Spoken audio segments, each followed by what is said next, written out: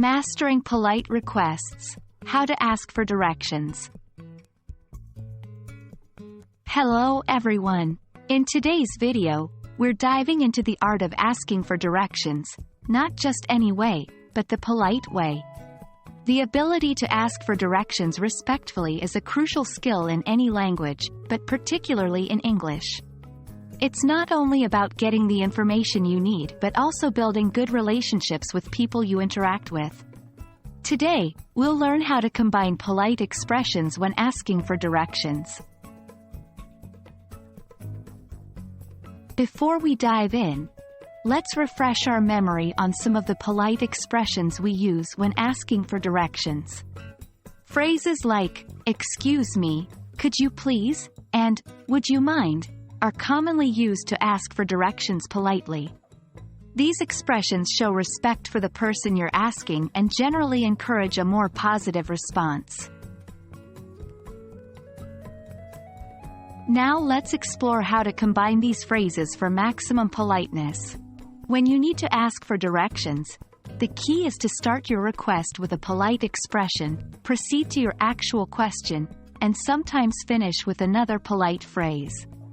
Here's an example. "Excuse me, could you please tell me how to get to the nearest library? I'm new in town." In this example, we've started with the phrase, "Excuse me," then asked our question using, "Could you please?" and finally, provided context, which often helps in eliciting a helpful response. Now that we've seen one example, let's look at a few more. The more examples we cover, the easier it will be for you to use these phrases naturally. 1.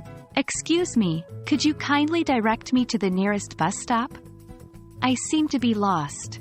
2. "Pardon me, would you mind pointing me in the direction of the post office?